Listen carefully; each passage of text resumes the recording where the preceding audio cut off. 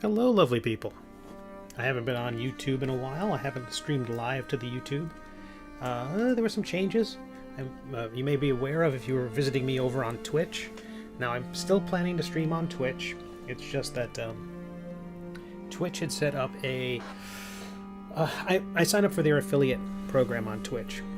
And my understanding with that was that of their affiliate program was that you could keep streaming to multiple platforms until you got to their partner level, which is the, you average 75 viewers per stream over on Twitch. I mean, it's a much higher level than I'm at. And so it was not going to work for me. Basically, it's going to take me forever to get to that point where I'm at a partner level. So I thought, okay, it's not going to be a big deal. I can stream to multiple services. And then it turned out I was wrong. Signing up for the affiliate level meant that I was exclusively on Twitch, which was not going to work. I was not. What are we doing over here? Back to getting used to Restream's interface again. I was using exclusively Twitch. But there's a lot of improvements since last we met. I'm now plugged into the internet, so I should have no frame rate issues. I've got a new microphone, so there should be no audio drops. So hopefully everything's going to be better. I'm inking the next episode, a very much delayed episode of The Middle Age. And I'm streaming this right now only to YouTube. I have asked to off-board from the Twitch affiliate program. I sent them the note yesterday, and allegedly they respond pretty quickly, but I hadn't seen a response yet, so I don't feel right streaming to both platforms until I hear back from them.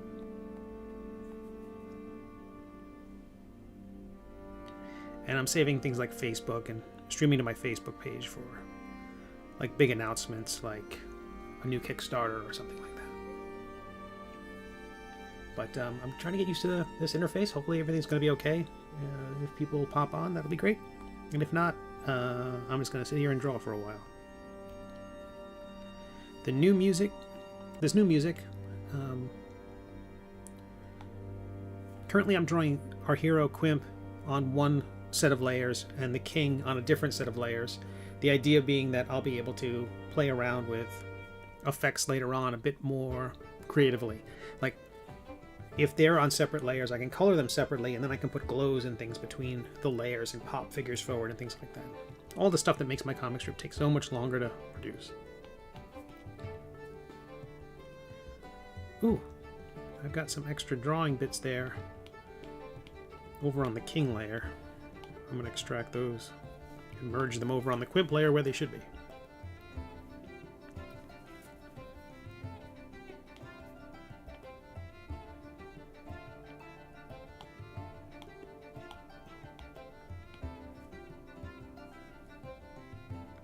So Quimp is on his own layer, the king is on his layer, the swooshes, and I even have extra. This panel I plan to do more things with depth. I don't like when the positioning of the hand there is coming out of his head. It's an unfortunate placement, but it reads right, and I still have to leave a lot of real estate up top for dialogue and word balloons and things like that. So I've got this figure of Quimp to draw, and then I will. Let me see. I'm gonna leave the chat off for now. Hopefully it'll pop up if there's people here, and if there are people here and I'm missing you, I'm very sorry.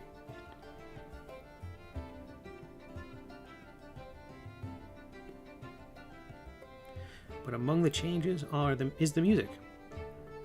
The music tracks are by Kevin MacLeod.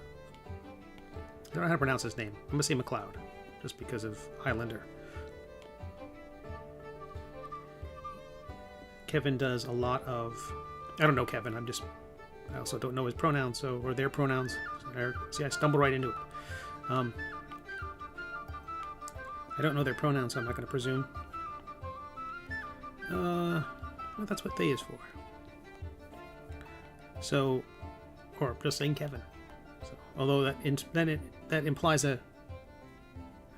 a relationship I don't have with the person. But Kevin's audio tracks are great, and they are available through the Creative Commons license. And I had been using Envato Elements music tracks, but I was using those on Twitch. And then when I would share them over on... Oh, looks like we have a human in the pipe.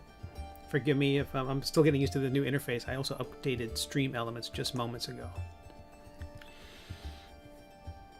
So I was on Twitch, and I was, exclusive with Twitch because of the Twitch affiliate agreement, which allows me to upload the episodes maybe a day later. Hey, D. Nice to see you.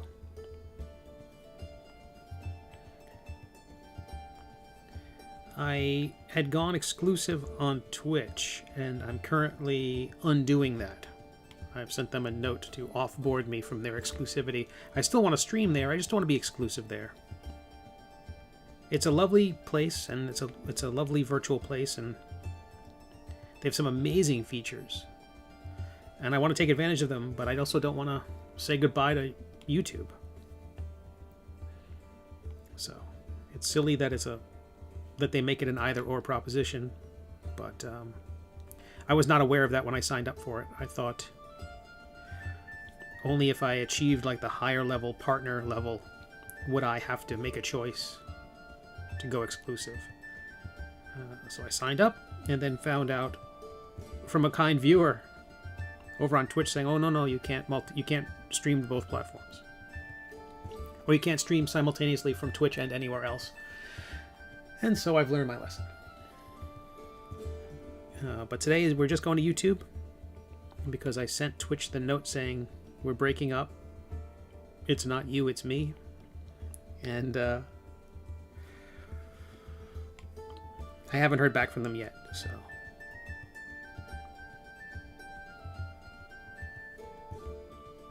I don't want a Ross Rachel situation going on here where Twitch and I don't know one of us was on a break.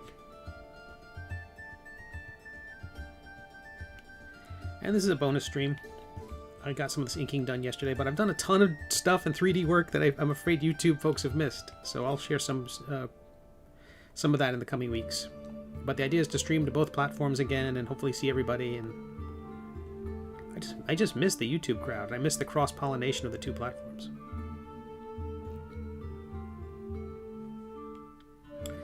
And exclusivity goes against everything I say in my videos. It's like, sure, Twitch is great now and YouTube is great now, but I don't want to be beholden to any single platform. They can't prioritize me. They're thinking of themselves. But I hope you're doing well, D.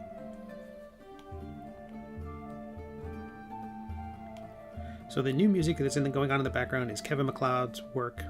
If you've been on the interwebs in the last 20 years, okay, that's not fair, 15, 10, you've likely heard Kevin MacLeod's music. It was used in the first few seasons of Critical Role. There's one track in particular, 5 Armies of his, which is kind of used as the battle anthem in a lot of those early Critical Role episodes.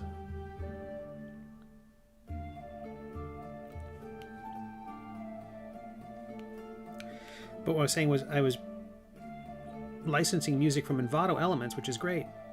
And when I live stream, I never have any issues with it. It's all licensed. I'm paying for it. But when I streamed it to Twitch and then downloaded it from Twitch and then re-uploaded it after the embargo, there's like a 24-hour... You can't stream simultaneously, but there's like a 24-hour restriction before you can post over on another platform with Twitch. And in that time, I did that wrong. Well, let's fix it. I'll fix it with the other part. I think the swoosh is messing up my measurements in my head.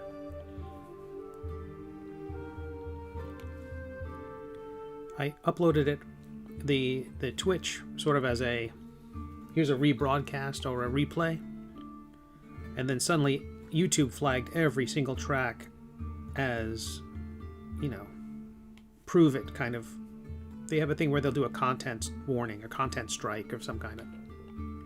I don't want to make it sound more dramatic than it was. It's basically just saying, hey, you can't monetize this, or it's not. You're sharing somebody else's content. You're sharing someone else's copyrighted material, specifically all those tracks of music. And so I could go through and fix it by uploading, such a pain, uploading essentially the download receipt from Envato for every single song. And some of the titles that the robots thought it was the wrong title. It was actually a different title.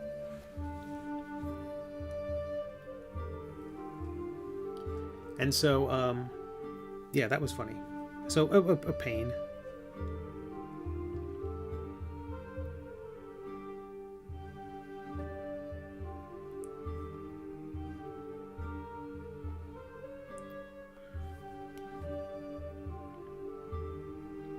So I had to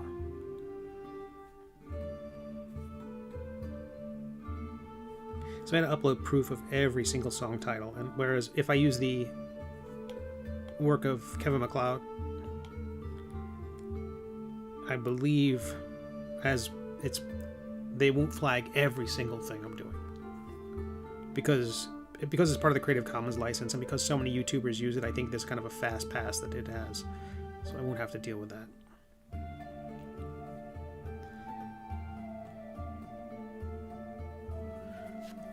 Coffee.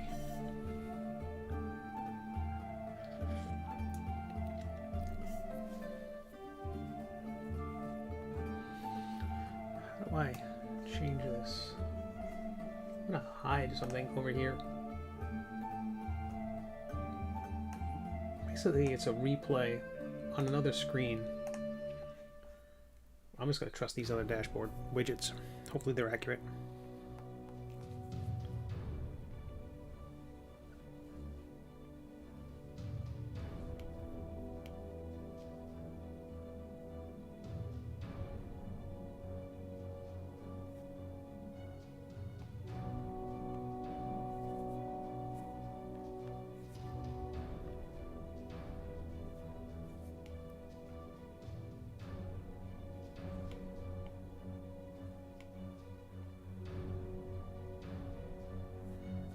Anyone who is watching this later on, my streams are Tuesdays and Thursdays from 4 p.m. to 8 p.m. East Coast time.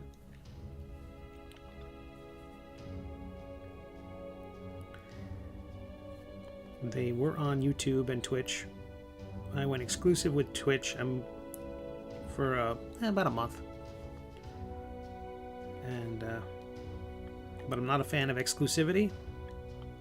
So I'm going to come back here to YouTube as well as Twitch. Hopefully there'll be no hard feelings with Twitch.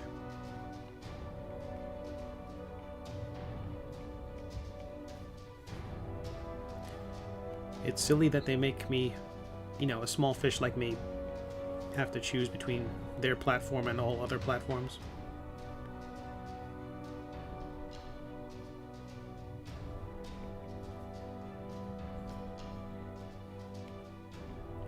And I feel bad because there are some people who became subscribers on Twitch, which is basically a way of financially showing support. Twitch has built-in ways to generate revenue much faster than YouTube does, or pretty much every other platform. So a number of people had contributed bits, which is kind of their euphemistic microtransaction currency, and other people had full-on subscribed, whether it was with their Amazon Prime account or something else. But you can only do that if you're an affiliate, so by disabling the affiliate, I am no longer capable of earning that revenue, and in fact what revenue I had earned will be kept by Amazon, presumably used to send Mr. Bezos into space another time.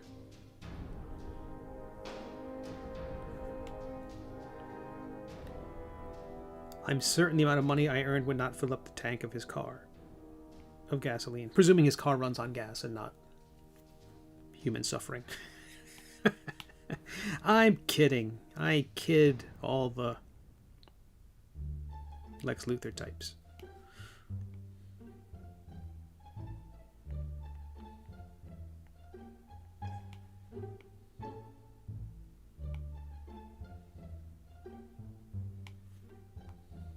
And I always thought it was unfair to call them Lex Luthor types. They're not supervillains. They just behave in very supervillainy ways.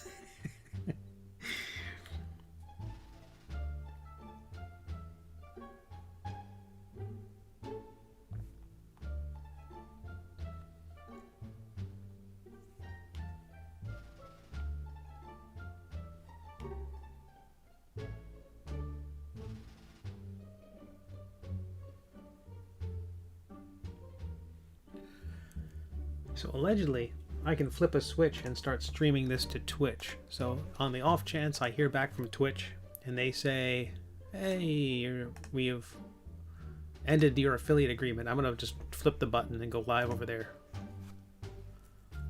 Which I think would be very cool. Although I might need to reconnect some things. Hopefully people on YouTube can see this or will be able to see this later.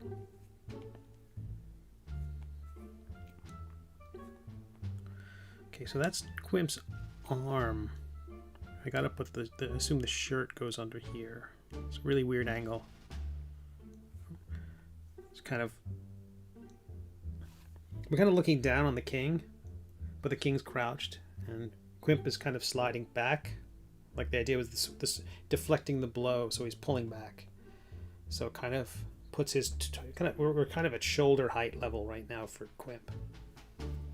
It's a very interesting angle. I'm not sure if it makes a lot of sense.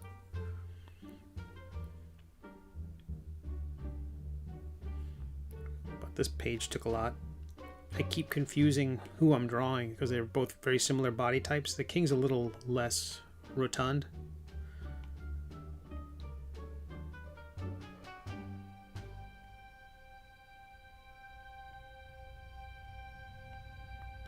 But they're both wearing, you know, tabards and belts and kind of the tunic over, you know, that kind of undersuit thing underneath the... It's a gorget on Quimp, but a kind of part of the cape on the king. And it's just, you know, I'm drawing it and suddenly I'm like, oh gosh, who am I drawing? Which body? Which sword? There's a version of this, if people watch on Twitch, where, like yesterday's stream, where the king is absolutely wielding Maledicta when the Woblade in one scene. Totally accidentally wielding our hero's sword.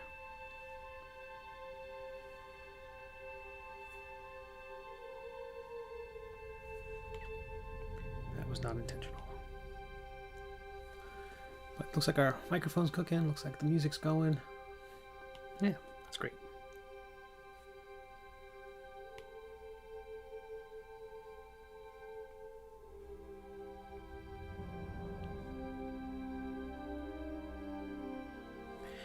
Like that's the king's boot I drew on Quimp there. Exactly what I was talking about.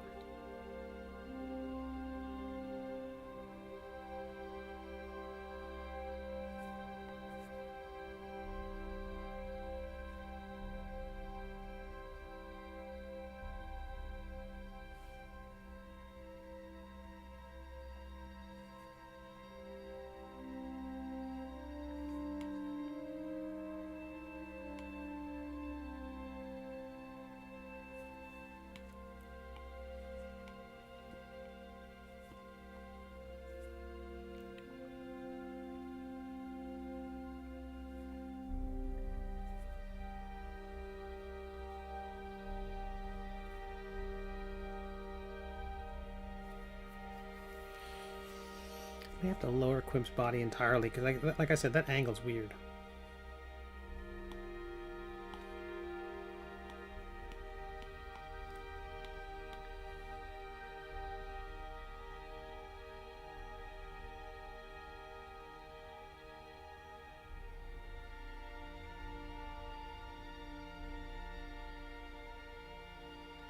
I hate covering up that much of the drawing. And I'll absolutely have to move Quimp's pupils to make sure he's looking where he's supposed to be looking.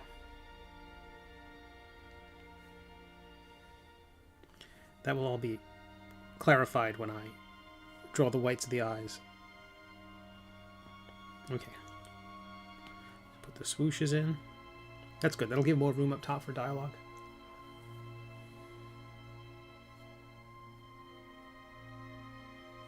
I forgot. I'm going to, I think once I get the okay from Twitch that I'm no longer an affiliate, I'm going to upgrade to the higher version of Restream, which will put less branding on the videos and will, what else will it do? It'll reduce the lag between when someone comments and when I see it. I think currently there's a 15-second lag, and I think once you upgrade, it becomes 3 to 5 seconds.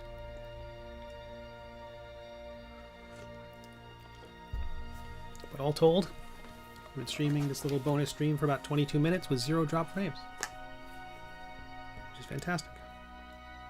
Although I'm not seeing any comments, and I'm not sure if there's anyone out there at the moment. So hopefully this is working. If I'm just talking to myself, what else is new? Okay. Merging all the quimps together. Now I'm going to draw the chainmail pattern on quimp. This gets a little dry, but it's got to be done.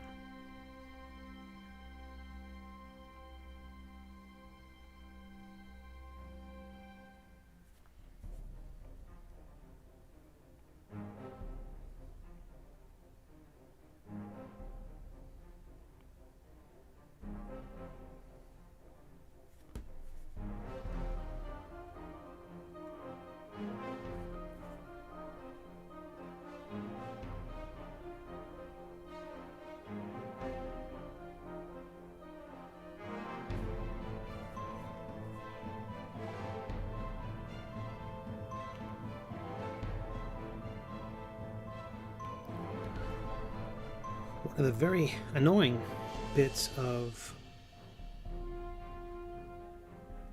going exclusive with Twitch is that I was picking up about 3 new YouTube subscribers a day. And as soon as I stopped live streaming to YouTube, that number dropped to less than 1 a day. Like 1 every, 2 every 3 days, something like that. So not only was it unintentional that I would go exclusive with that other platform, but it was keeping me from reaching new people. And this is, as I mentioned in a lot of the promotion videos, almost all of this is about reaching new people. I mean, the nice thing about this is I would be drawing this comic either way.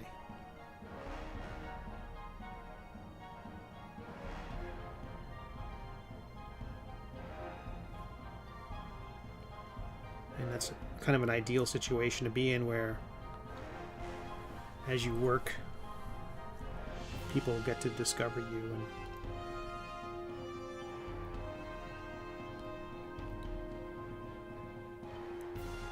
a friend of mine has an art studio in a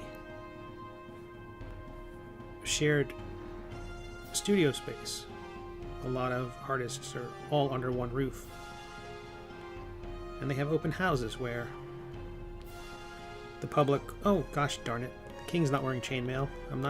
I wouldn't do that to myself.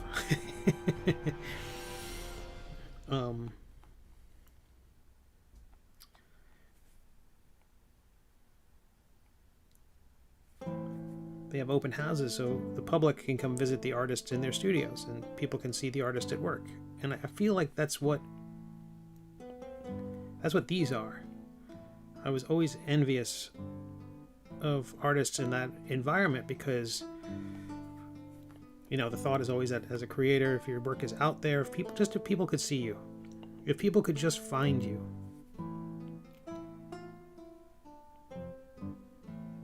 I mean, if you believe in your work, I believe in this silly webcomic I draw.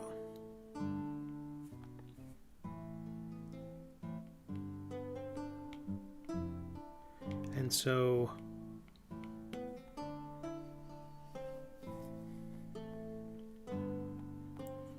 I felt like Twitch and YouTube could be like that.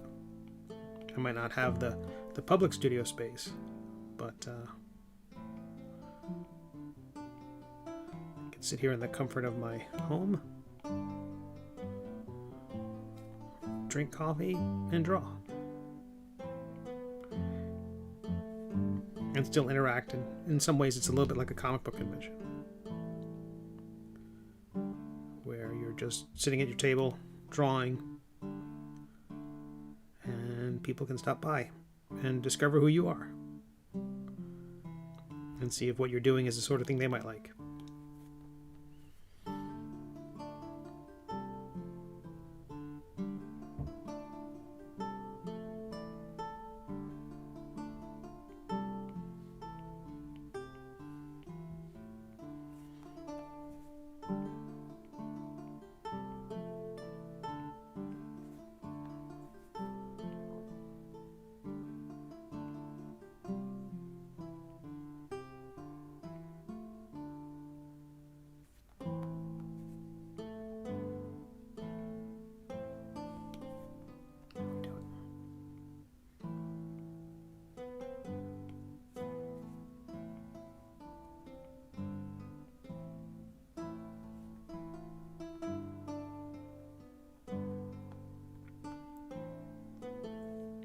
Hide these swooshes because again they're kind of getting in the way.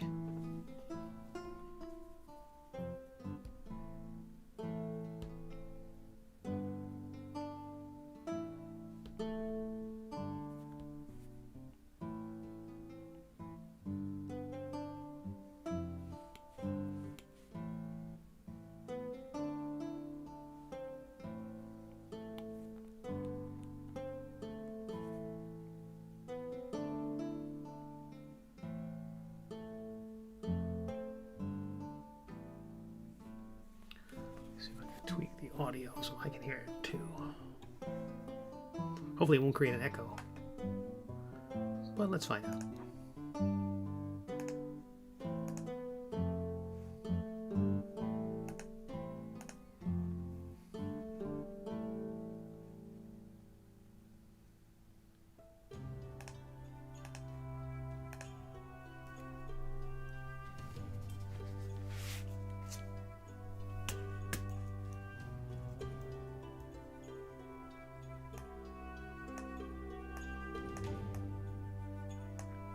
Increase the volume a little bit.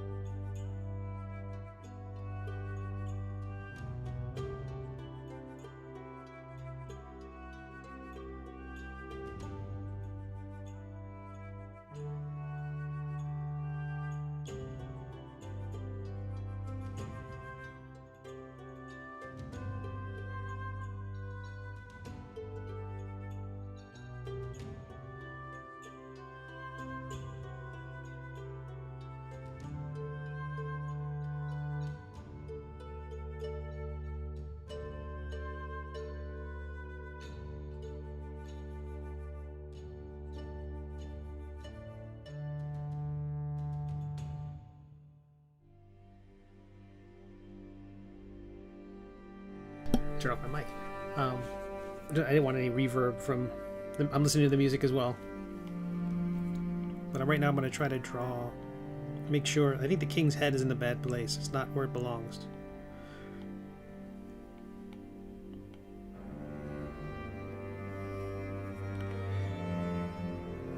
Be closer to that. Or if it's tilting forward...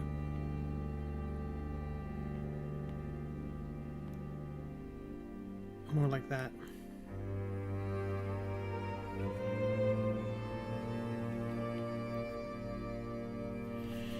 Okay, I gotta tweak that.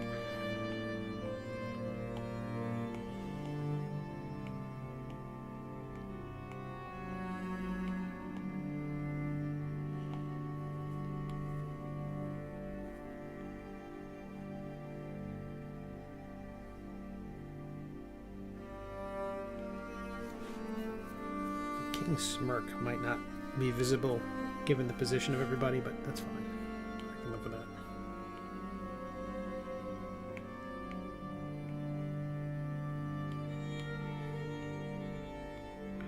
And the reason I'm redrawing it is that, well, not just because it's wrong, but because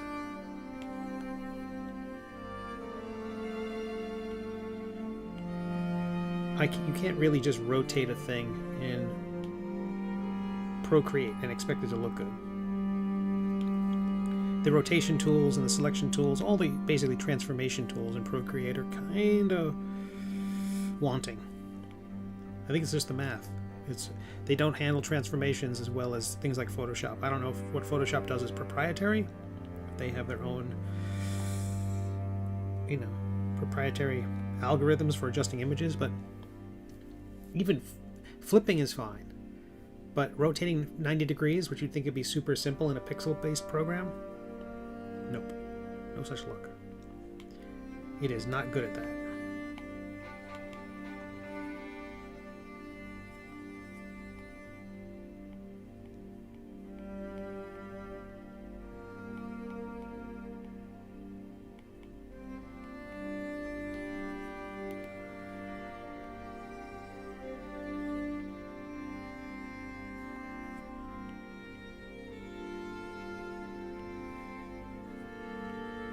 Not bad. We get a hint of a smile peeking out from behind his arms.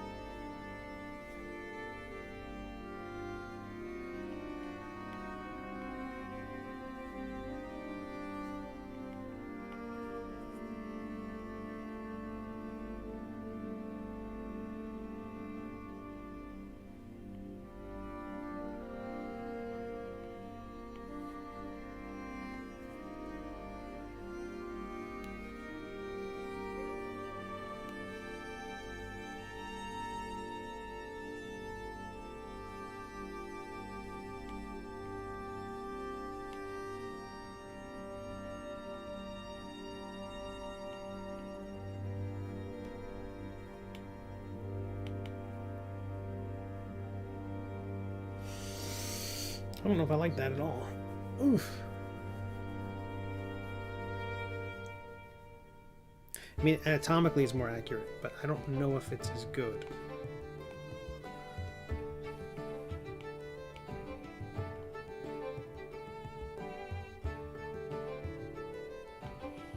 Okay, let's assume I could do better. That's a shoulder. That's a shoulder. Cut across there. That's the neck.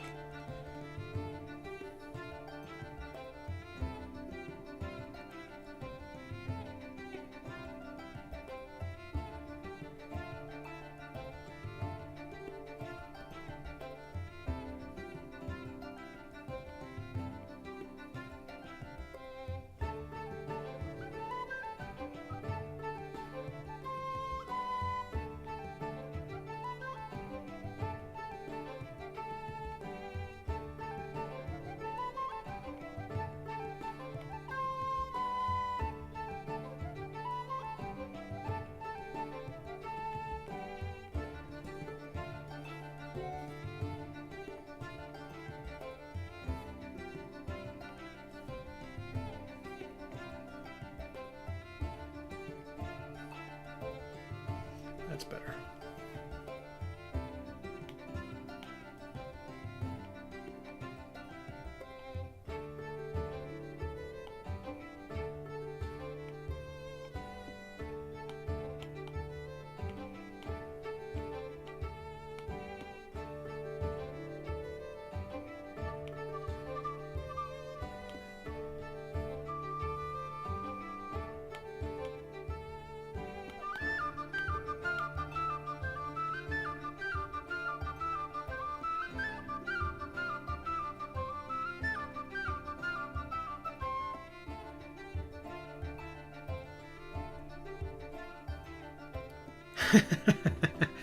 Hey, LJ. How are you?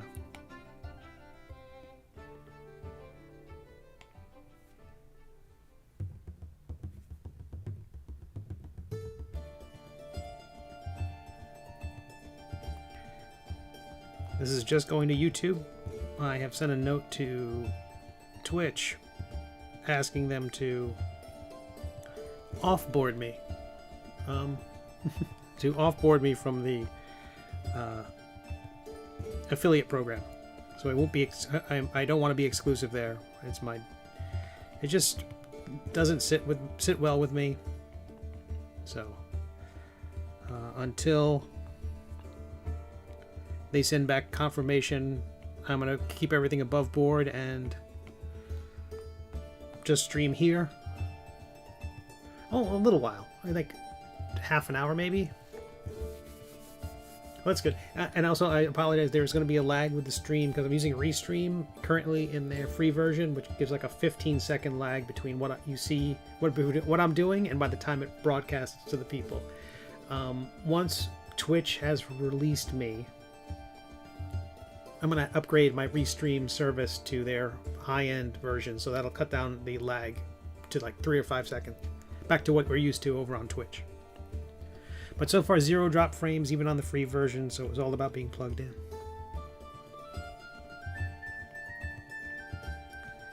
And if I've set it up so that I can hear the music as well.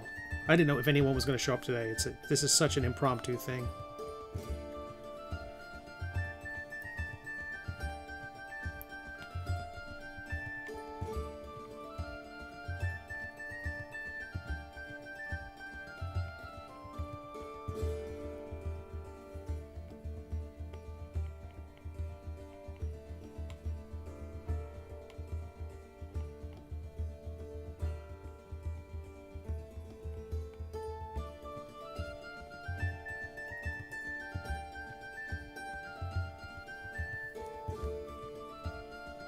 Oh, good.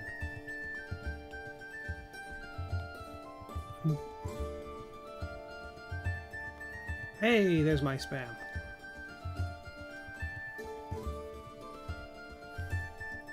This is by Kevin MacLeod.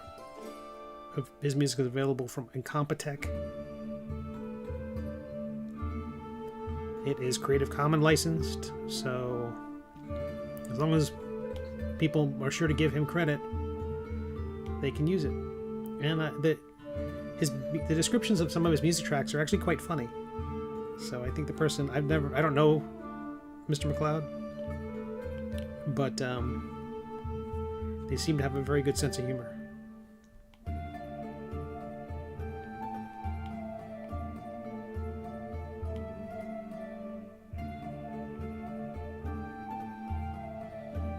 And if folks watch the Critical Role series, especially the early seasons, a lot of this music appears in the background.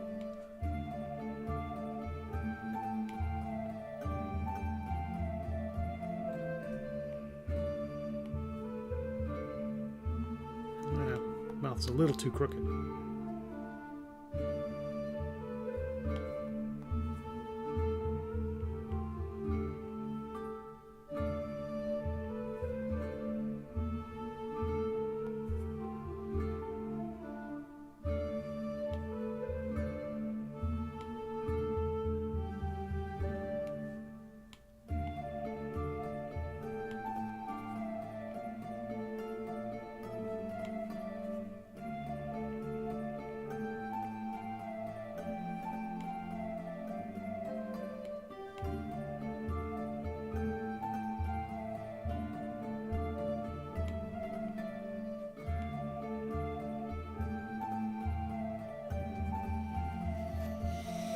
I haven't turned on my TV in at least a year.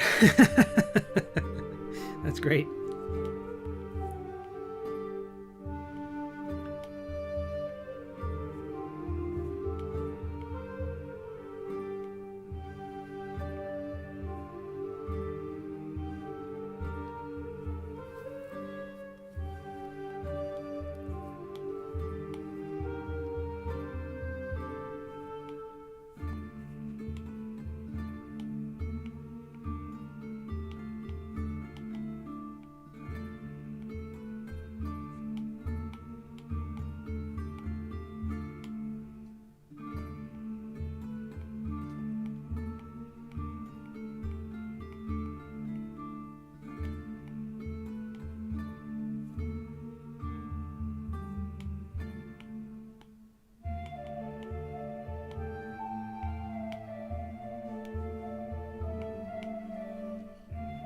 More than 2 years pre-pandemic. Oh, that's wild. Yeah, it's weird. I measured a lot of things in terms of the initial... Again, I want to call it a lockdown. The stay-at-home orders. The stay-at-home mild requests that went out. Calling it an order didn't really feel like anyone was ordering anybody to do anything when it came up to staying at home.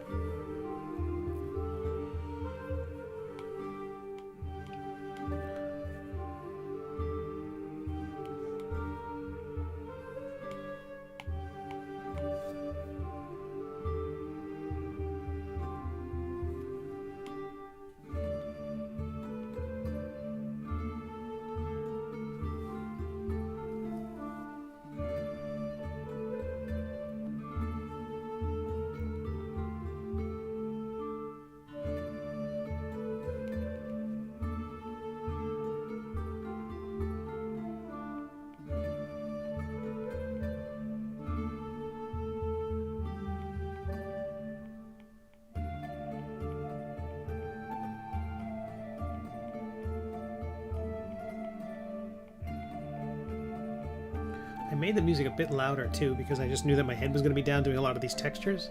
I would get a little quiet, so if it's too loud, let me know too.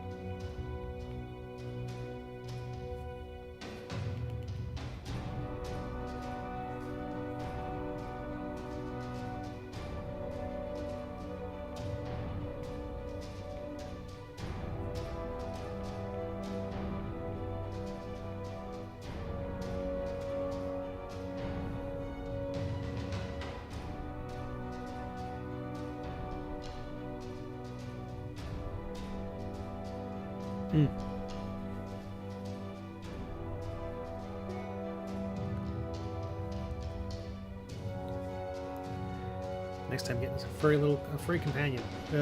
Was Tasha your? What was it? A cat? Was it a? What sort of organism was Tasha?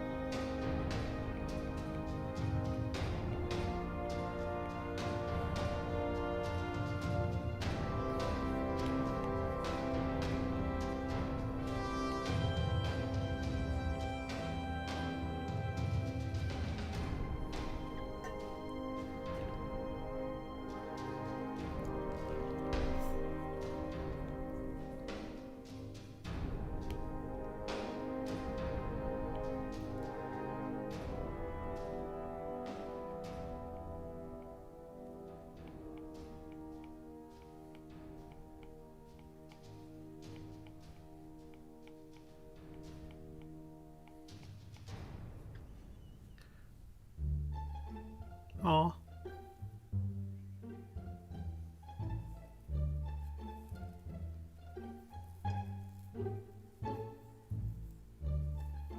Oh, that's lovely.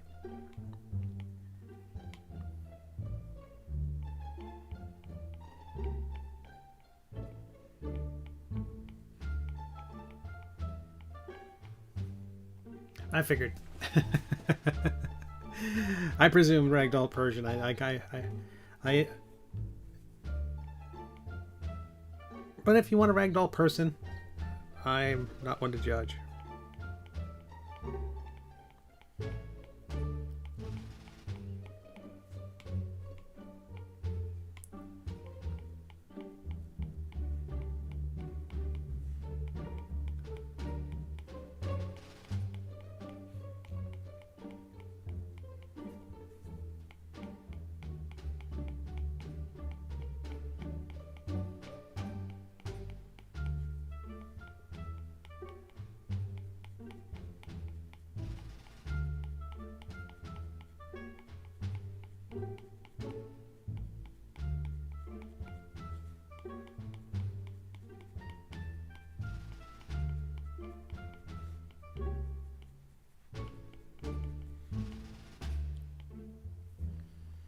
So the only news to report, I think, in the last 24 hours has been that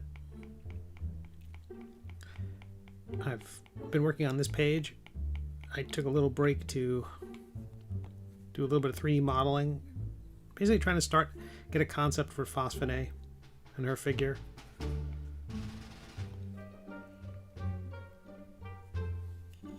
Oh, that's lovely. I like the name Tasha too.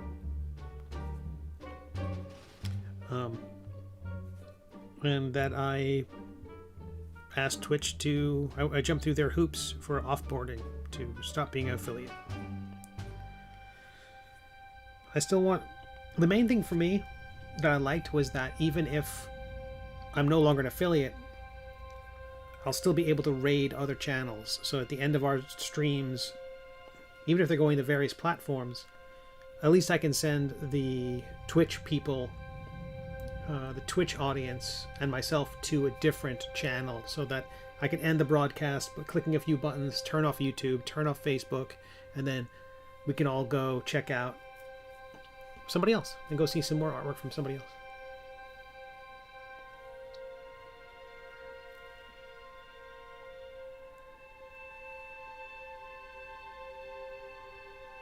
Gotcha. Oh, and don't worry about that. I think you mentioned that. I recall. Don't worry about text to speech is a marvel. Or speech to text.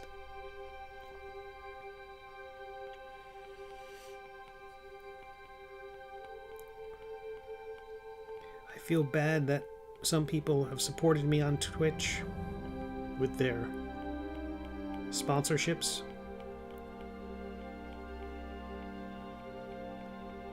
Or subscriptions, I guess that's what it's called. And Twitch will end up keeping that money. But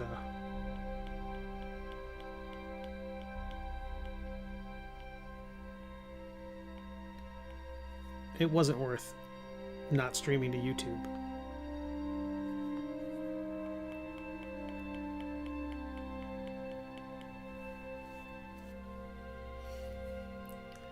Really? 4 pounds full grown. Wow. That's amazing. What a tiny little critter.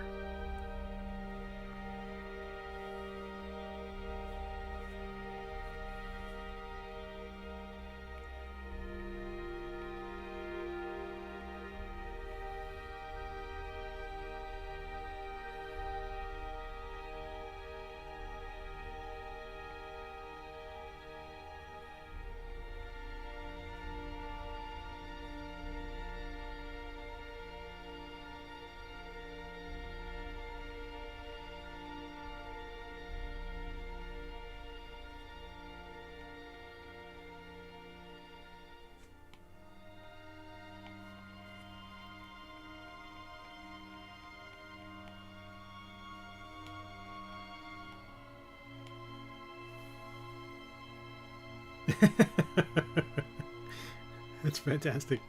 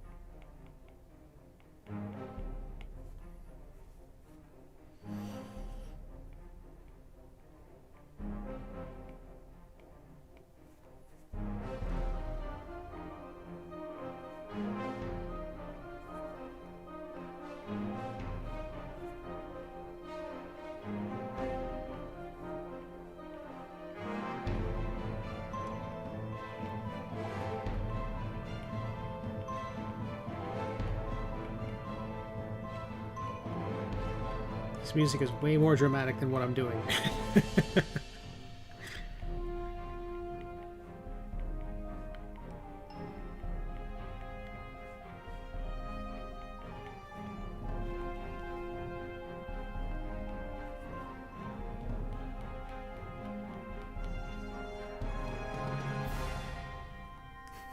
Well, that's a great name.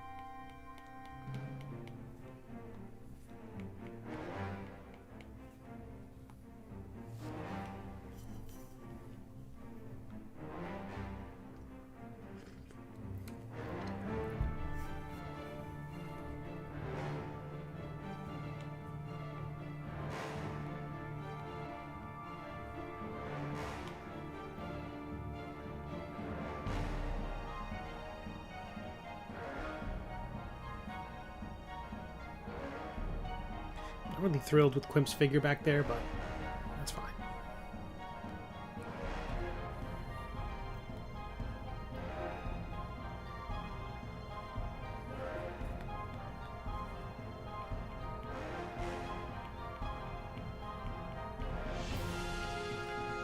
Every once in a while it's like, well, they're going to be covered with another figure. It's not the most important part. And sometimes people do look awkward from different poses, but you know. Also, I can noodle this page for another month and never be truly happy with it.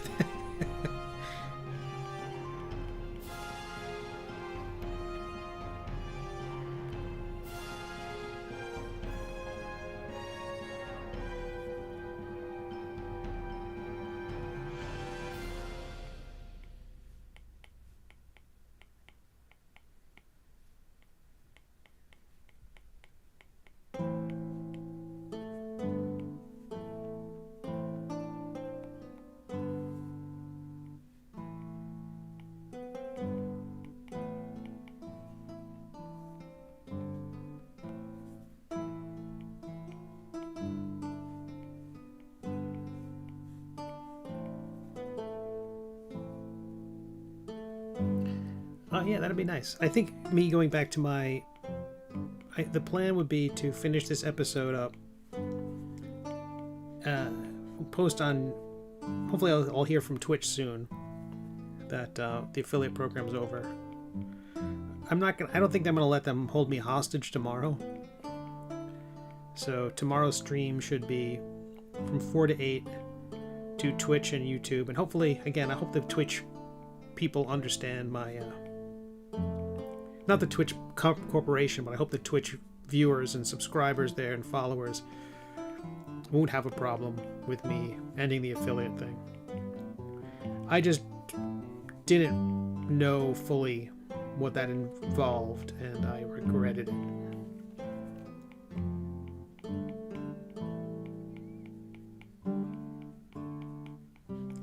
I mean, I'm fairly certain I will have lost some momentum on YouTube, but that's okay.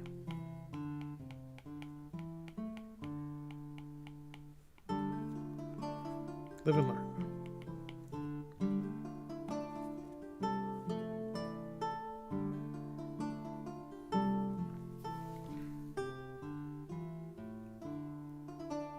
Yeah, that's fine.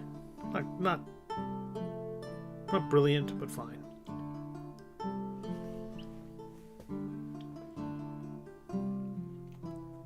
Yeah, I'd like to see Max Powers Comics and JRD.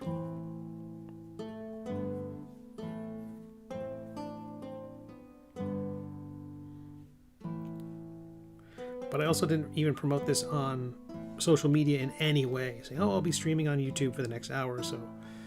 So it was more like, let's see if I can hook up Restream again. Let's see if I can get the whole interface back and running. So this is kind of a test of just making sure that I can even get Restream to still work. And this is the old chat function. The previous one we had yesterday was coming from either Twitch or Stream Elements. Not from, but this one below is coming from Restream, because Restream has to cobble together the various streams from the different platforms. So just getting all that stuff working again.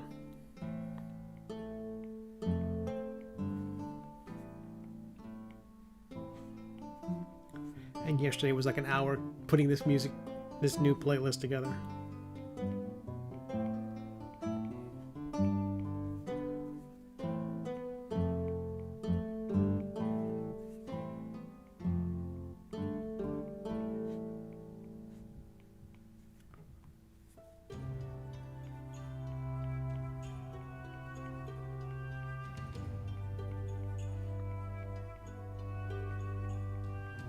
And what's nice is this is actually the longest playlist I've had so far.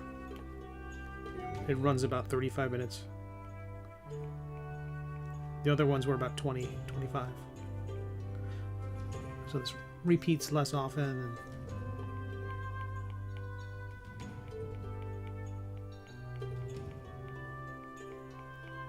I kind of take an extra step. I'm not sure if there's a plugin. I'm certain there is.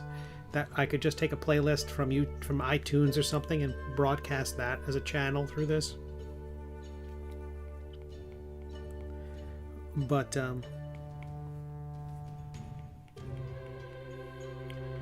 didn't sort through all that. I just got the MP3s, took them into After Effects, and then I basically wanted to have, as one ends, the next one. I didn't want there to be the standard gap between tracks. I want them to overlap and sort of segue into one another.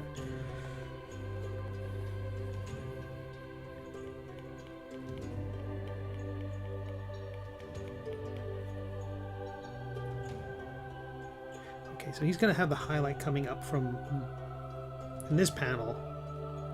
We're looking at this right? No, we're not. Flip horizontally. So in this case, the light's going to be coming from the left. So the highlight, that strong rim lighting, is coming from the left.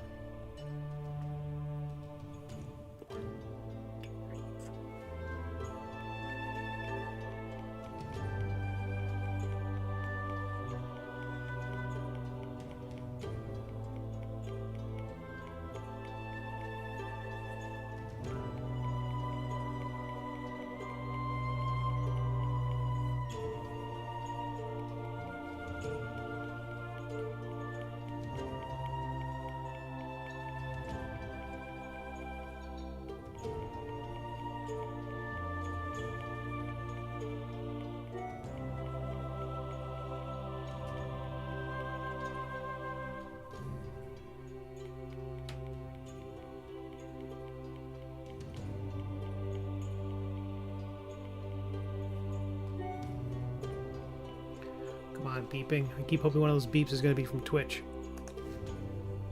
so I can test that out today. No such luck.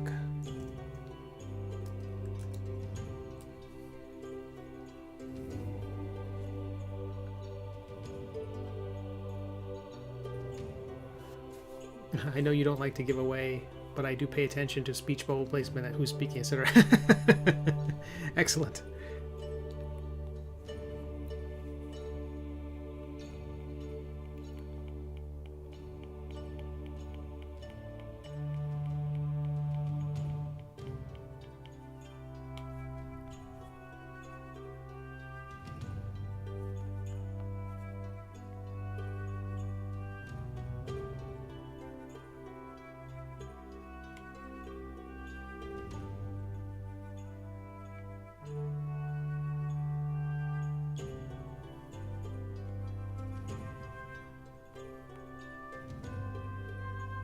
I think as I said in yesterday's stream, I had an epiphany with the storytelling.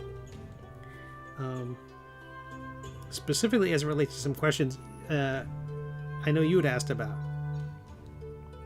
I won't give them away. Maybe when all is said and done. Watch for a message from me regarding projects. I'm still cleaning up the old financial issues, so still distracted. Totally understandable.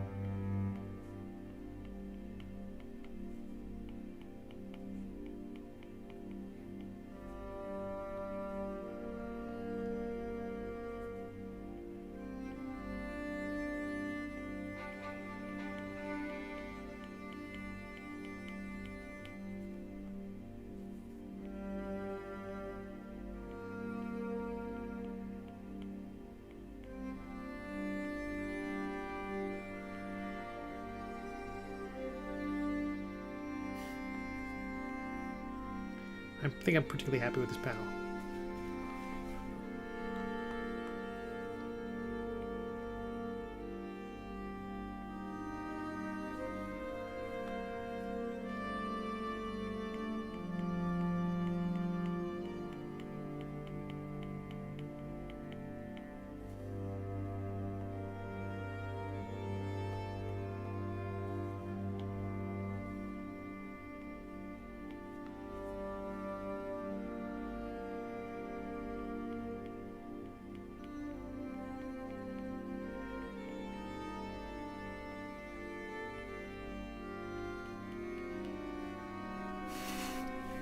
NPC, how are you?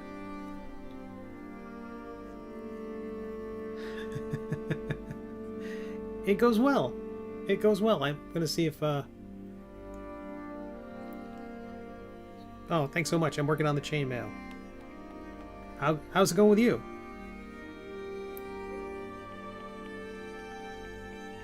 I'll be honest. I missed you.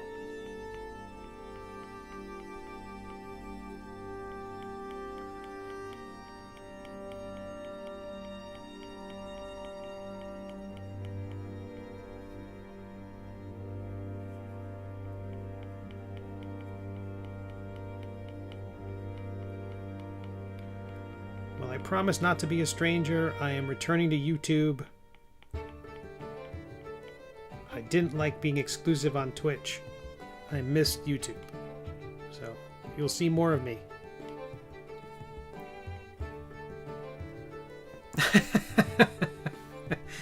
Yeah, LJ's been carrying a lot of the weight around here today. Like, I didn't announce this. I didn't share it. Elden Ring. Nice. Nice. It looks fantastic. I'm impressed by Elden Ring so much. The lighting, but just how it moves the trees. I could look at that all day.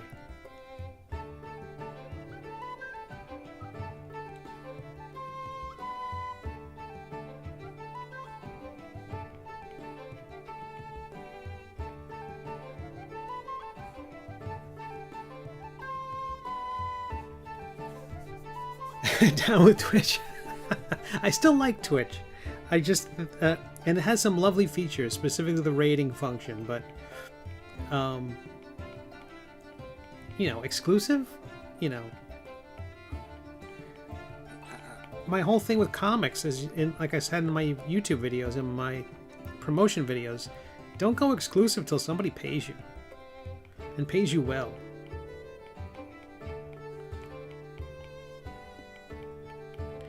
In ebook publishing, which I studied a bit, because my books sell, my collections of the Middle Age sell on Amazon, and not Comixology, but Amazon.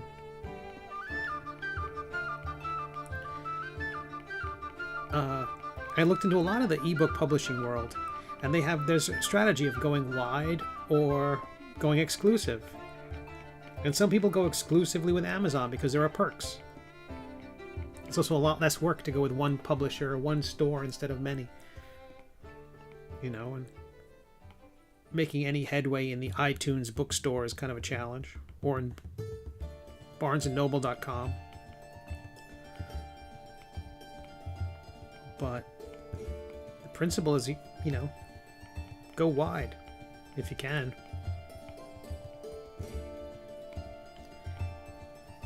And I would not have ever signed up for their affiliate program if I thought I couldn't stream to YouTube. So that caught me off guard. And then some lovely supporters over there pitched in. And immediately I got guilted. I got played. I love it. It's so very sweet. They immediately became subscribers on Twitch. It was so nice. But that's not worth it. I mean, I mean, their love is fantastic, but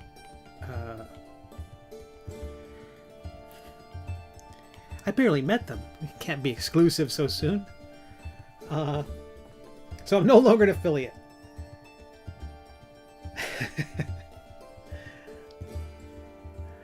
I am. LG says. Until Twitch puts a ring on it, NPC, right? Absolutely, absolutely. LJ says, "I am too introverted for conversations outside of consciousness topics." Like that. Well, don't feel obligated. I also pumped up the music if people just want to chill and work on their stuff. I mostly wanted to test Restream to make sure that everything's broadcasting. Since we last saw each other on NPC, I solved all the lag issues. I got a new microphone, so there should be no audio drops anymore. I think my other microphone was just a bit of an antique. You were having PC problems, weren't you? NPC, did I see that on Twitch or Twitter?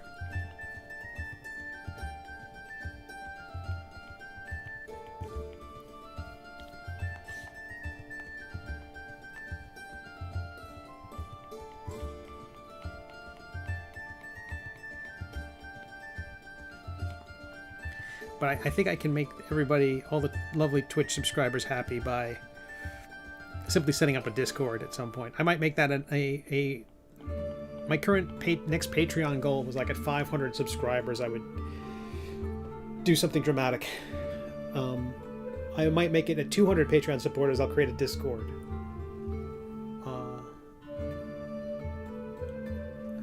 I thought my motherboard was fried. Turns out it was just a bad charger. Oh, that's awesome. That's awesome. Oh, that is so great. Yeah, really, dude. That's amazing. I say dude all the time. Hopefully that's never going to bother anybody. My cat steps on me. Dude. And if you know how much I love my cats, it's a term of endearment. Ooh, I forgot the collar.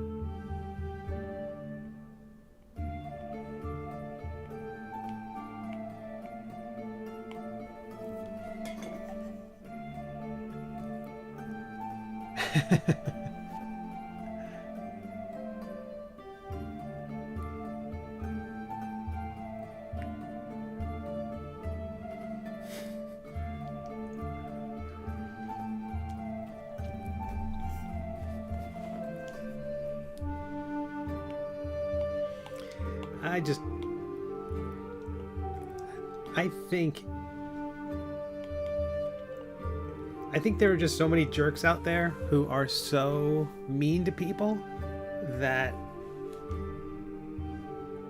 it's up to nice people to pick up some slack and just be as thoughtful and as courteous and conscientious as they can be. So I try to be really extra sensitive and extra sweet. It might come across as, I don't know, pandering. I just always thought it would be nice, be thoughtful, be better. So I find myself stumbling onto myself all the time, like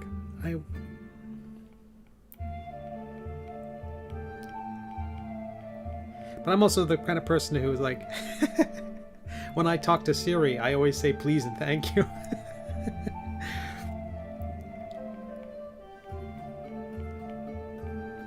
You know, you bump into a chair and you're, oh, excuse me. The first words out of your mouth, I'm sorry.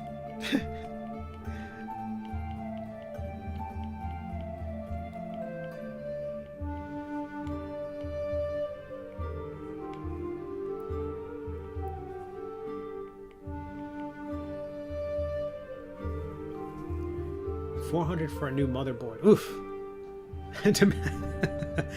Siri's the boss. I don't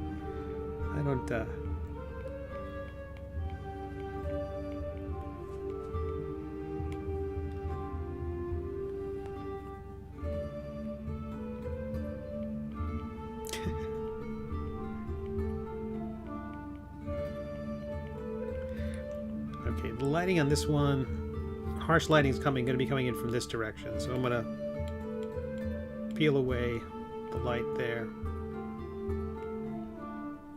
So basically the main light's coming this way, but the strong highlight is going to be coming from that side.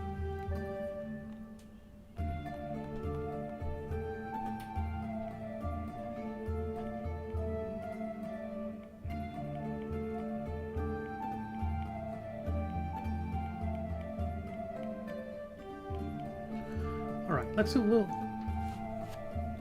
I have a lot to say. I have a lot I'd want to say outside of YouTube comments. I understand that. Don't put it in writing. No, because not only that, whatever you put in writing, you're going to get like ads for.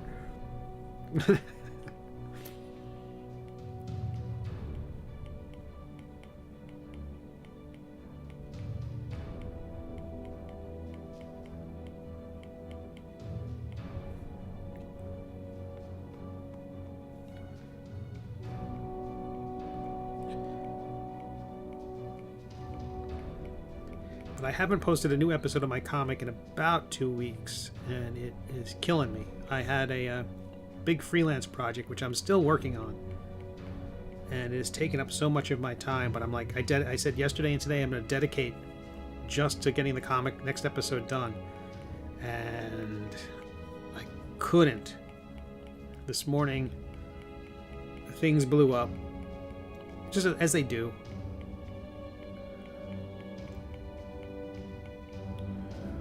And then silly life stuff like my bank gets bought by another bank.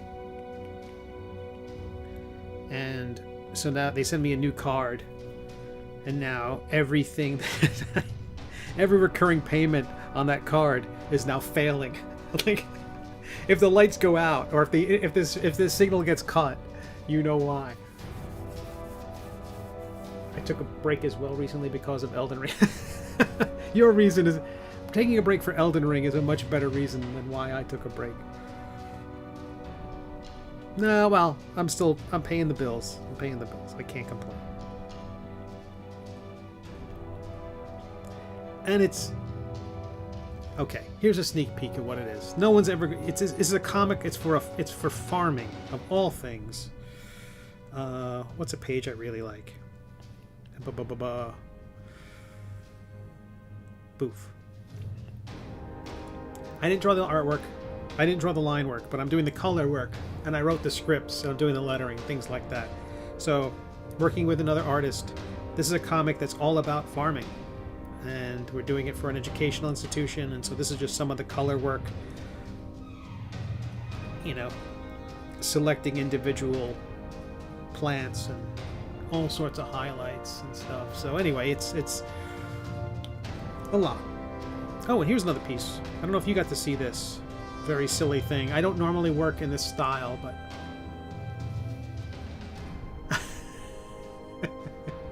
it's very silly. Anywho.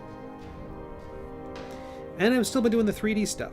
So I hope to share more of that in the coming days, but I won't get distracted. I'm going to stay focused on the getting next episode done.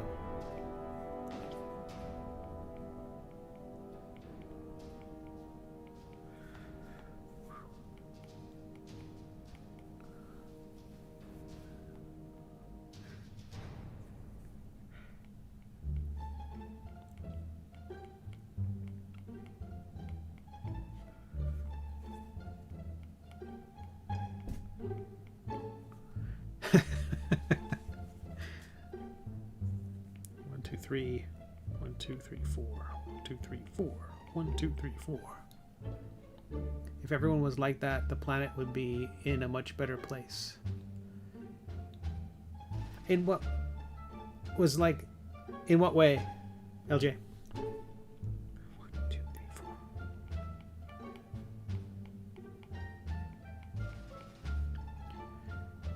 Oh, that's me. Welcome back to Restream and the Spam Bot.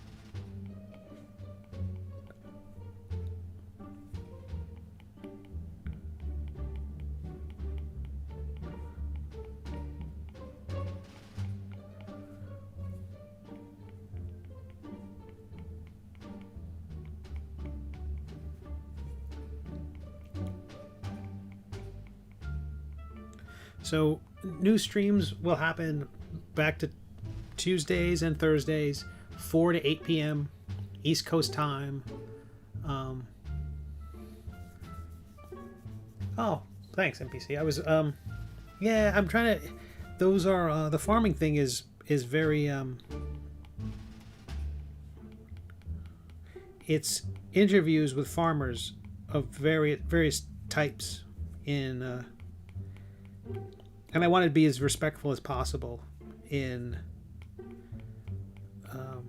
the cultures that are represented, the people that are represented. I want to make sure that they feel like they came across well. If their friends see the comic, I want them to feel comfortable handing it to other people because it's educational.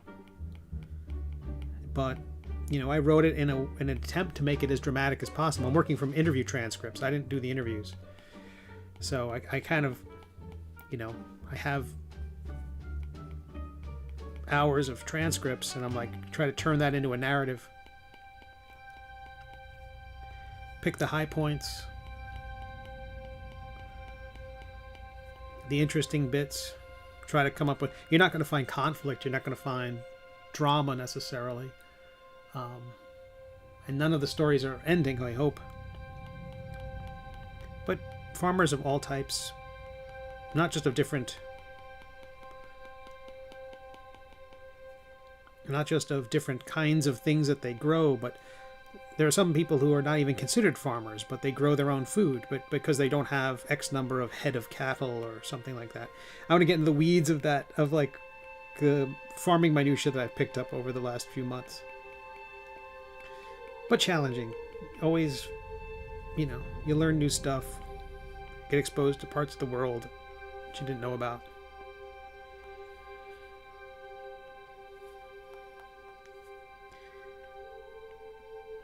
And I find most people have interesting stories to tell if you listen.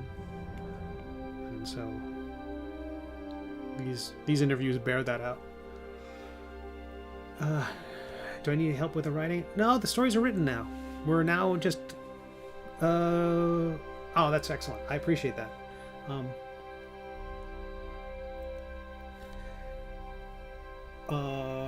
When will it be shareable? Finish it? I hope it'll be finished this month. There are still tweaks coming in. The most interesting aspect of it is something we've done very little of. What we're going to be doing this in that for every one of the pages of the story is to do a audio-only version of a comic. And there have been some companies that have tried to do this in the past. There was one that was set up and they advertised in places. They were going to be a big deal, and they lost all their funding. They just couldn't make it work, I don't think. But the idea is that there are people who with vision challenges, and you want to basically create audiobook versions of comics. Not a radio drama. You're not going to cast voices. Not that you couldn't. But you want to make it in a way so that a person who can't see or has trouble seeing would be able to enjoy the story, or at least follow the story. Who knows it? I'm kind of giving a caveat because if I wrote it, who knows if you're going to enjoy it? At least if you could read it, or at least have it understood or read to you. And read to you in a way that I think only a cartoonist could translate well, because a cartoonist will pick up on all the things of the color and the layout and the pacing, things that a layperson might not be able to pick up on. I think that needs to be translated when it comes into the description. There's a wonderful podcast. Let's check out The Veil, all audio video game. The Veil, Shadow of the Crown. Absolutely, I'm on. That's awesome. I don't think this is going to be anything that dramatic. Again, this is just translating a few 7-page stories.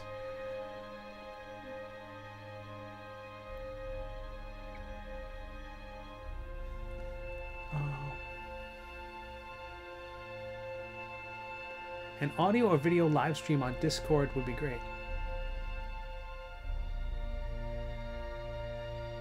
Oh, I hope if the music's too loud, let me know. But audio or video live stream on Discord would be great. LG, are you talking about like everyone's kind of a Zoom kind of thing, or just like this, or as one more platform to multicast to? The Veil, Shadow of the Crown. I'm gonna check that out.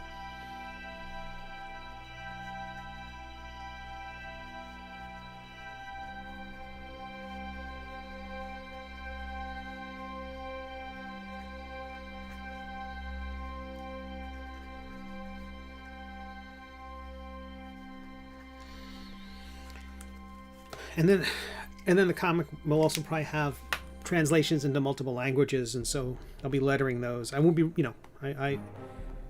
I barely speak English, so once it's translated, I'll be re-lettering the comics for that. But it's not like this, it's an educational project. It's not like it's not going to get anybody rich. But it's rewarding and fun, and then technically interesting. And I'd much rather do that than draw Spider-Man.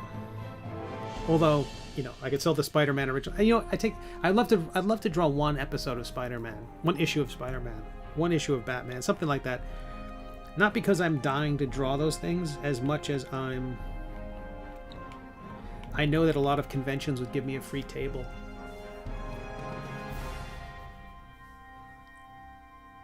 Oh, that's great. NBC, if gotcha. NBC, if I have any questions, I'll be sure to reach out. Yeah, I don't think they're willing. Frankly, I don't think they have the budget to do anything particularly audio rich. Like, I don't know if they're going to record it as much as I'm going to write this script, this translation, basically taking it from comic to print, like it's rich text essentially. And they'll have those files, and then from there, what they do with them is up to them.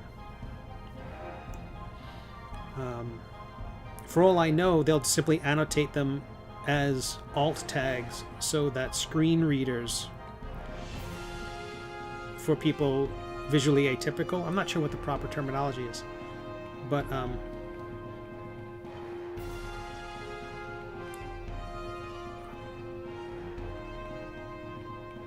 so that they can have their existing systems translate. I had a neighbor for many years who I think they were legally blind, but what it came down to was they could see as long as the thing was blown up to the size of their television set, and so they had essentially what would have been a Lucy, just a device, a small webcam that pointed down, and they would just put their letter there, or a piece of mail. They'd put it under that camera, and they could look at the screen, and they could read it. As long as it was large enough and bright enough, they could see. So but they had tons of other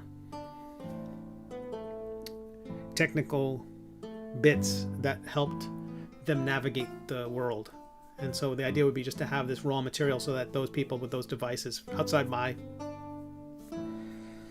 bailiwick would be able to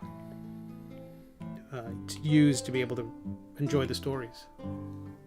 Visually impaired is the terminology.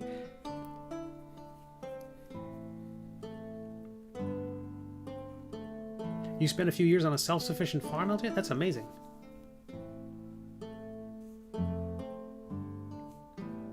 Gotcha. 8. It's interesting about visually impaired. That seems. Yeah, I can see people. I can imagine that the community might move away from that though at some point. The way.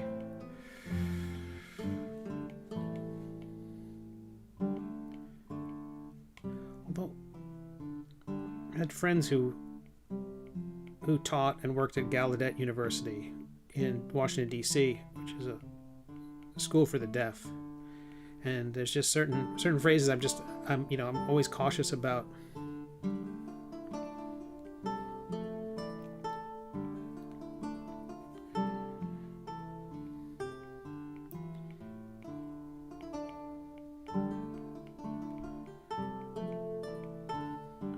That's the thing I like about the phrase neuroatypical.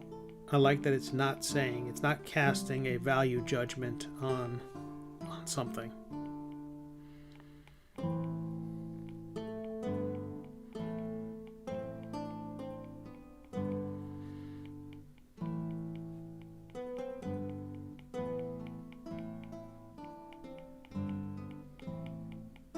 Who knows?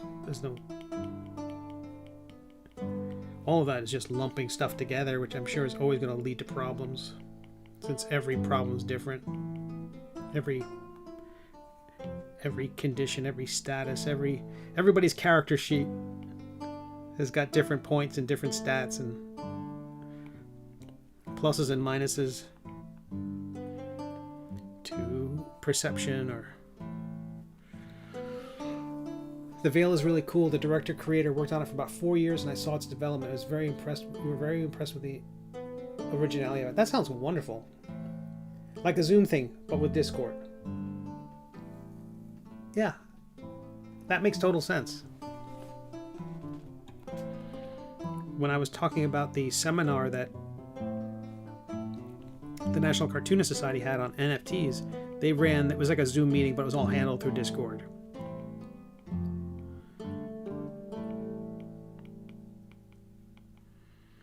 I think that's the sort of thing where I could, if I set that up as a stretch goal on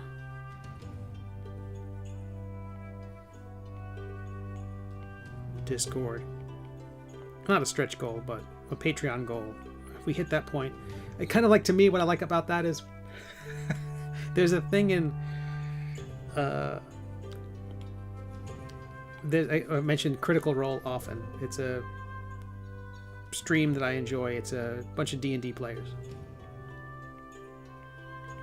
and that occasionally the players will ask the dungeon master a question, and the dungeon master in RPGs are the ones who kind of tell the story, run the game. I'm sure, I want to make sure everyone who's following and watching this later will understand, if they're not familiar with RPGs or tabletop role-playing games. So the storyteller, the DM, will, you ask the DM a question, what do I see, what can I do? And sometimes I see the Critical Role, I get the sense that the DM they have, Matt Mercer, that he will make them roll. And it's not because it's necessarily related to a game mechanic or winning or losing or something like that, as much as it is, if they succeed, well, during the time that the players are rolling and looking up whatever stat he said, perception or insight or something, that gives him time to think and improvise. And if they fail, he doesn't have to come up with anything at all. So I feel like if I set a Patreon goal of 200 people, we'll set up a Discord. It's sort of like, okay, if I get to that point, I'll deal with it. I feel like I'm buying myself time. The screen reader only. Wish they'd give it to a voiceover artist. I know a great one. Oh, that'd be great.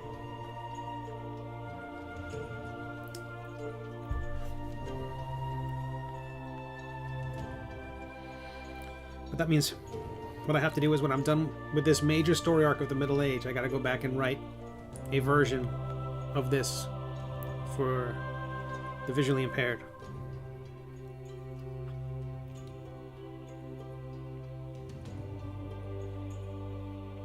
Or heck, people who just don't like comics.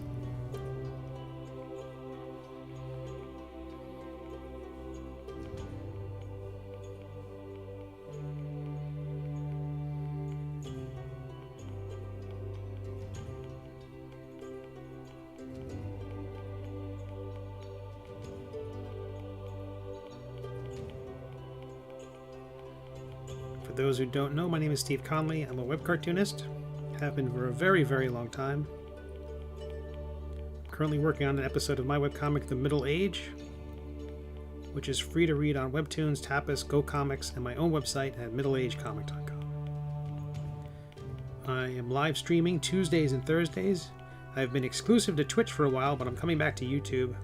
I'll be on Twitch still, but just not exclusive to them. I really was missing my YouTube family.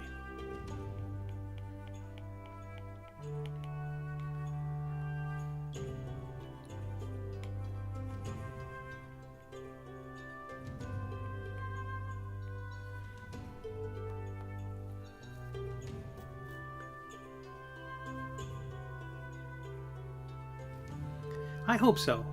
I hope so, NPC. And just reach a new audience. Again, it's about, I don't know, just getting this story to as many people as possible.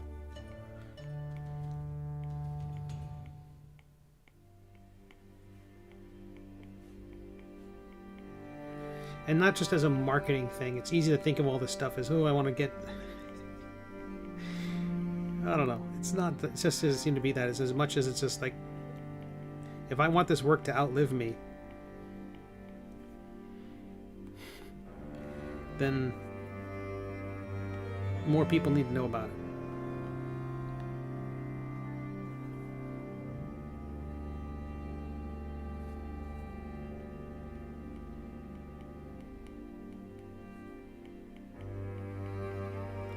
And I gotta make it better. Always gotta make it better. For all I know, this big story arc is going to end, and I'll be really happy with it. And if I do it right, the one after it's going to be way better than this one. I think that's part of the... It's going to be the subject of one of the videos, is this basically... You want to be so good in the future that you hate the things you're proud of now. Or you don't hate them, but at least you can properly place them in time. Like, this is really good for 2022 Steve, but I hope 2025 Steve will be like, oh, I could be much better than that.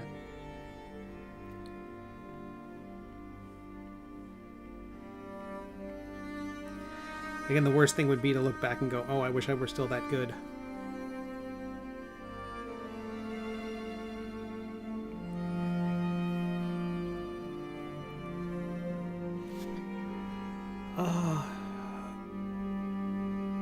Is the Middle Age translated? And were you involved with that process, or was it through a publisher? It's not translated. It's not translated. As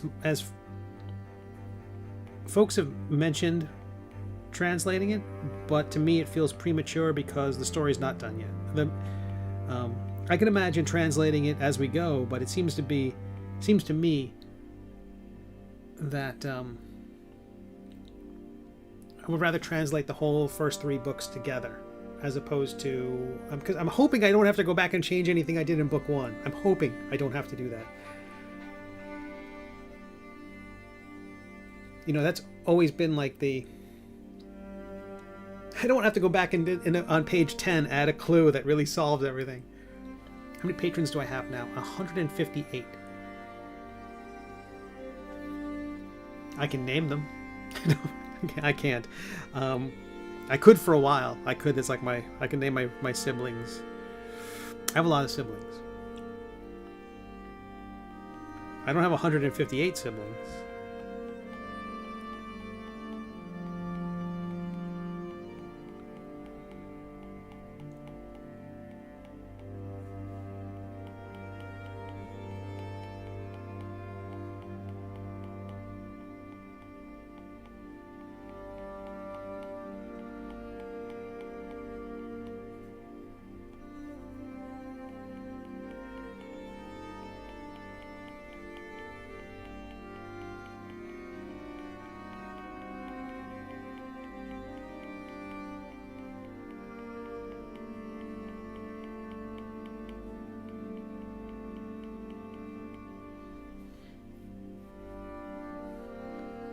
And various access levels I described. I would, yeah, I might just make it more like, you know, general Discord, invite everybody, and then there would be like the patron, you know, the patron area, the patron lobby, where I would do things like have surveys and polls and things like that. Like, which of these designs should be a t-shirt, or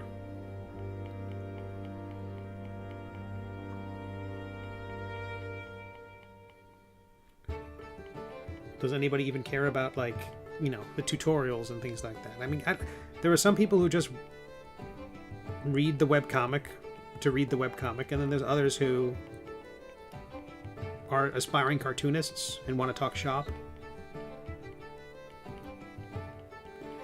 I'd be inclined to make that publicly available to everybody, because I hate how many... Hate's a strong word.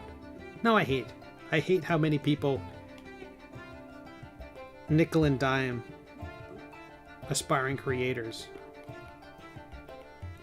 because I mean, those aspiring creators are like, they're dreaming about doing this thing. They really want to, they love doing comics, or they love writing, and they love storytelling in some fashion, and they're so passionate about it, and they want to know the secrets to success. And like, there's a secret apart from being awesome and being lucky. That's basically that's it. That's the list. Be awesome and lucky. Oh, or no, be awesome and or lucky. Awesome covers a lot of ground, and lucky covers a lot of ground. You can be lucky with your timing, be lucky with your genre. I mean, I don't know what Dan Brown is. People I've never read a Dan Brown novel, and I think people take cheap shots at Dan Brown. I've never read the work. And the same thing with the person who did 50 Shades. They mock. You know, I'm never going to read that. But is that luck? Some people think it's awesome. So he's so strong. So I just don't like when people. It seems evil to prey on the fellow creators. Yeah, right. This music is lovely.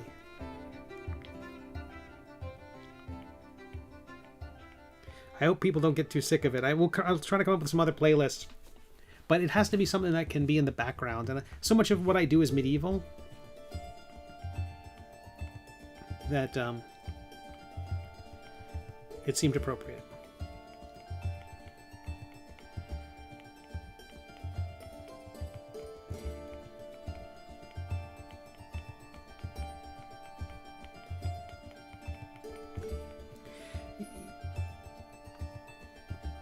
Alright, I like that panel too.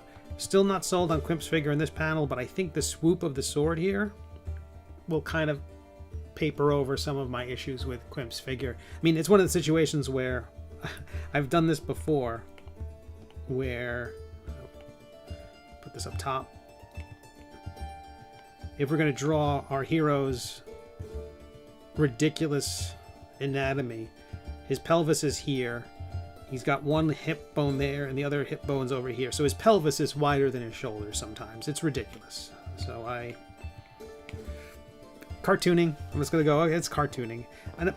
But I could move this other leg over, you know, and solve a little bit of the problem. But then I don't like his figure as much. It's not as much. I don't know. It seems to complicate things. Oh, my shirt? Thanks. This is a Critical Role shirt they have. Very... Ooh, I just banged everything.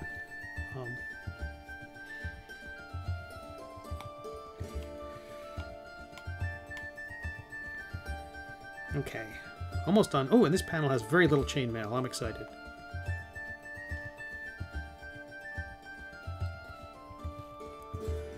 So the plan, I think, is there will be a Phosphine model in addition to the Bob, Baby Jarn, Quimp, and Melvin models. And that will be the first set of figures. I might be dumb to even think there'll be a second set of figures.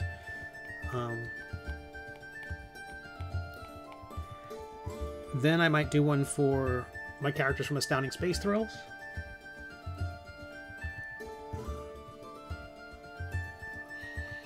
Yeah, I kind of ended up having I feel like a little bit of the best of both worlds family-wise. I have a full brother. And then I have many halves and steps. And so I'm the oldest of 2, but I'm the 9th of 11. So it's... I don't know. I'm not upset. Well, yeah, it doesn't bother me that I'm, I kind of feel like I really feel like I had the best of both worlds. I had this large extended family, but there was also a large portion of my life where it was just the few of us.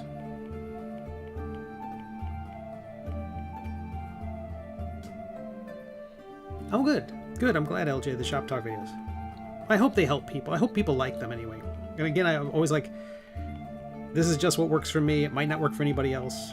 But I do want to do more. I can't tell you how much it ate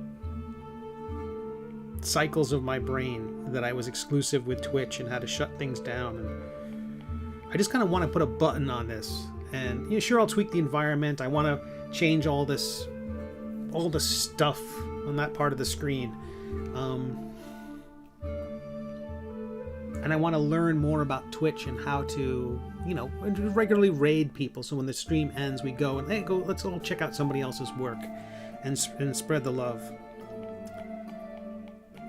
But,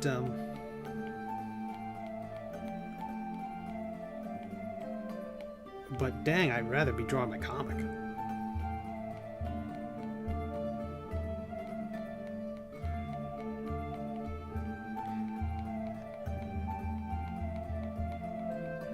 I'm sure my obituary will not lead with... He was on Twitch sometimes.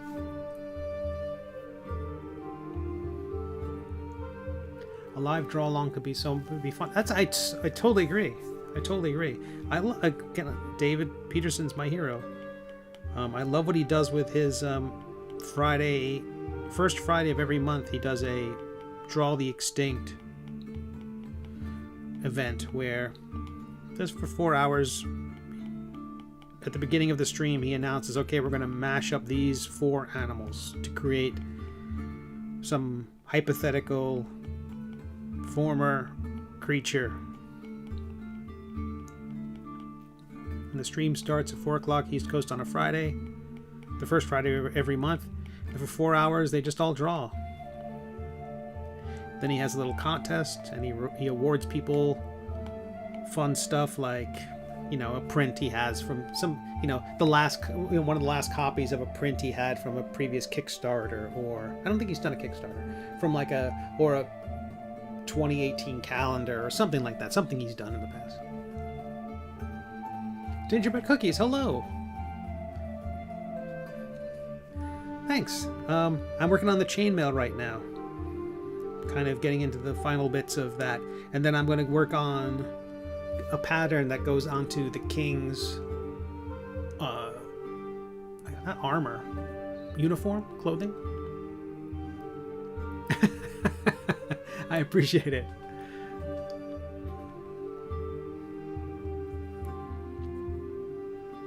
Oops. Get back onto the chainmail layer. Oh, I'm hoping I drew everything here on the chainmail layer. I did. Good.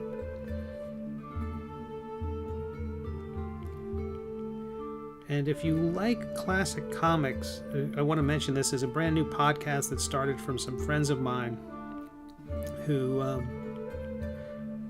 it's called Unpacking Peanuts. If you're a fan of the Peanuts comic strip, if anyone out there is watching this or catching the replay, Jimmy Gownley of Amelia Rules, Harold Buchholz, he does a what's it called?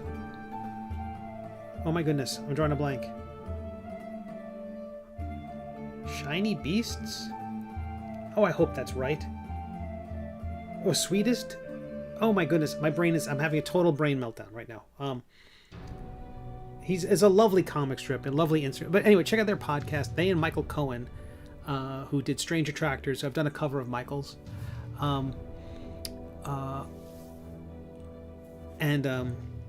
They have a podcast where they're going through the history of Peanuts, the Peanuts comic strip, starting with the very first one. And I think they're going maybe a year at a time or a season at a time, or big chunks of time, and looking at how it was created, why certain decisions were made, the fact that Charlie Brown wasn't even the star of it for a while, when did Snoopy become Snoopy?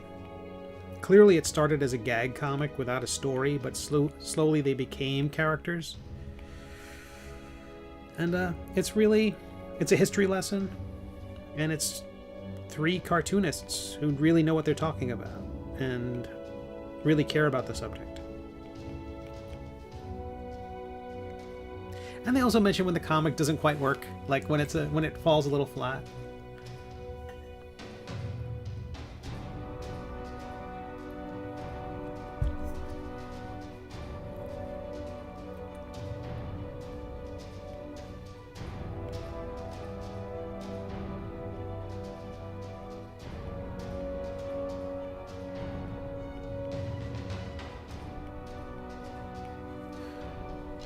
I've been streaming for almost 2 hours. I think I'm gonna wrap it up shortly. I'm gonna end not with my normal sign-off screen. I'm just gonna finish this chainmail texture, but I'm going to. We're at 1, 2, or 2s. We're gonna do 3s now. 1, 2, 3. 1, 2, 3. 1, 2, 3. 1, 2, 3. We'll do 4s. 1, 2, 3, 4. 1, 2, 3, 4. I'm gonna end with the sign-off. Do I ever wear middle-aged merch in public? Yes, absolutely. I do. I know it's like wearing your own t-shirt, but nobody knows mine. It's like nobody knows I'm in a band. Nobody even knows it. It just says the middle age. on the someone's actually complimented and said, "Oh, I like your shirt." I like, they don't know what it is, so I don't tell them.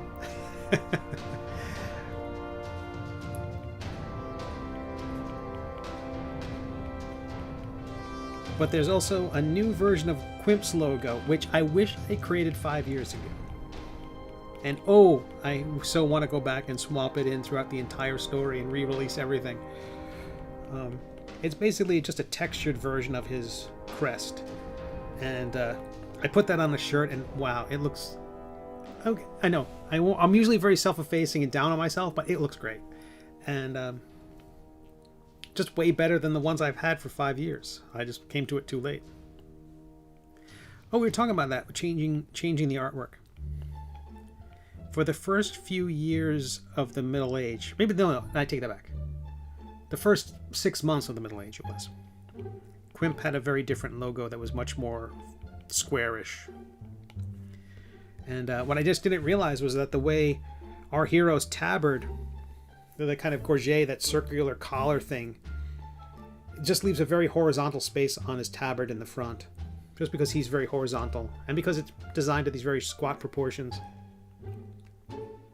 that the logo shape was all wrong. The crest shape was all wrong. And you can see that crest on the back of most of the books. It goes behind the logo in kind of the squarish version of the logo. But I went back and changed it just because it didn't fit any other way.